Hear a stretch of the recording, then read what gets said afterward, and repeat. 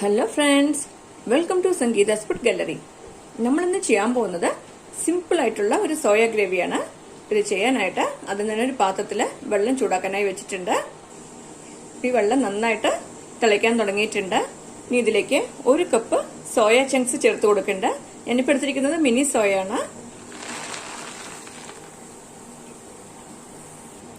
ഇതൊന്ന് മിക്സ് ചെയ്ത് കൊടുക്കുക.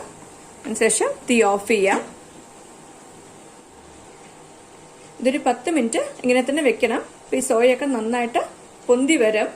ഇതിലുള്ള വെള്ളം എല്ലാം ഡ്രെയിൻ ചെയ്ത ശേഷം സോയയിലുള്ള വെള്ളം നന്നായിട്ട് പിഴിഞ്ഞെടുത്ത് വെക്കണം.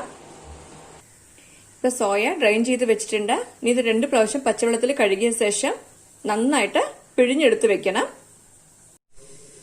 ഇപ്പൊ സോയയിലുള്ള വെള്ളമൊക്കെ നന്നായിട്ട് പിഴിഞ്ഞെടുത്ത് വെച്ചിട്ടുണ്ട്. അപ്പൊ നമുക്കിതിനെ മാറ്റി വെക്കാം. ഇപ്പൊ ഒരു കടായിലേക്ക് 2 ടേബിൾ സ്പൂൺ ഓയിൽ ചേർത്ത് കൊടുത്തിട്ടുണ്ട്. ഇത് നന്നായിട്ടൊന്ന് ചൂടാക്കി എടുക്കണം. ഈ ഓയില് നന്നായിട്ട് ചൂടായിട്ടുണ്ട്. ഇതിലേക്ക് 1/2 ടീസ്പൂൺ പെരിഞ്ജീരകം ചേർത്ത് കൊടുക്കുക. ഇത് നന്നായിട്ട് ചൂടായി വന്നിട്ടുണ്ട്. ഇനി ഇതിലേക്ക് 1 ടേബിൾ സ്പൂൺ ഇഞ്ചി വെളുത്തുള്ളി ചതച്ചത് ചേർത്ത് കൊടുക്കാം. ഇത് നന്നായിട്ടൊന്ന് വഴറ്റി കൊടുക്കണം.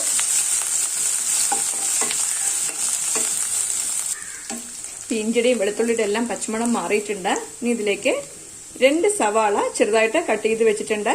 ഇത് ചേർത്ത് കൊടുക്കാം. ഇതും ചേർത്തിട്ട് വഴറ്റി കൊടുക്കുക.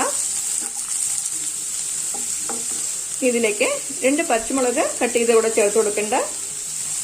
ഇതും ചേർത്തിട്ട് വഴറ്റി കൊടുക്കണം. കുറച്ച് കറിവേപ്പില കൂടെ ചേർത്ത് കൊടുക്കാം. ഈ സവാളയൊക്കെ നന്നായിട്ട് വഴണ്ടിട്ട് ഗോൾഡൻ ബ്രൗൺ കളർ വന്നിട്ടുണ്ട്. അപ്പം നമുക്ക് തീ കുറച്ച് വെക്കാം. ഇതിലേക്ക് ഒരു 1/4 ടീസ്പൂൺ മഞ്ഞൾപ്പൊടി ചേർത്ത് കൊടുക്കുക.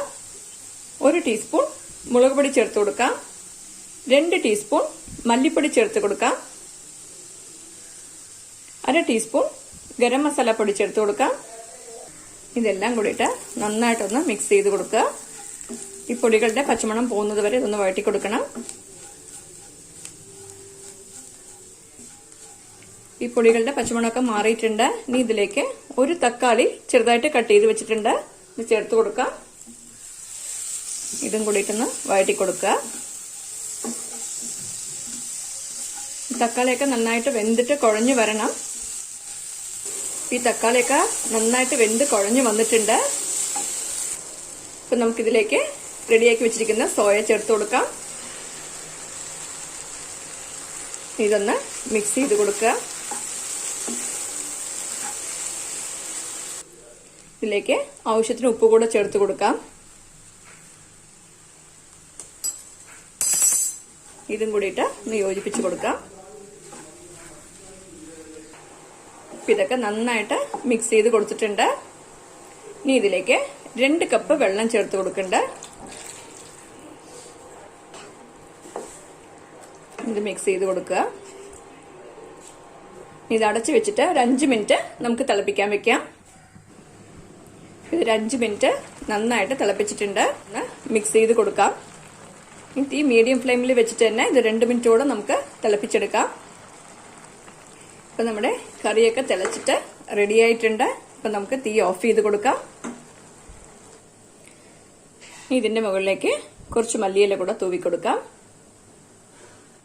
നിങ്ങൾക്ക് കറി കുറച്ചുകൂടെ തിക്കായിട്ട് വേണമെങ്കിൽ ഇതിൽ കുറച്ച് തേങ്ങ വേണമെങ്കിലും അരച്ച് ചേർക്കാം. ഇതൊരു സെമി ആയിട്ടുള്ളൊരു ഗ്രേവിയാണ്. ഇപ്പോൾ നമ്മുടെ വളരെ എളുപ്പത്തിൽ തന്നെ ചെയ്യാൻ പറ്റുന്ന സോയ ഗ്രേവി റെഡിയായി കഴിഞ്ഞു. ഇത് ചപ്പാത്തിയുടെ കഴിക്കാൻ വളരെ നല്ല കോമ്പിനേഷനാണ്. നിങ്ങൾ എല്ലാവരും ഈ റെസിപ്പി ട്രൈ ചെയ്ത് നോക്കണം. ഇഷ്ടമായെങ്കിൽ ലൈക്ക് ചെയ്യാനും ഷെയർ ചെയ്യാനും സബ്സ്ക്രൈബ് ചെയ്യാനും മറക്കരുത്. നിങ്ങളുടെ ഫീഡ്ബാക്ക് അറിയിക്കും വേണം. Thanks for watching.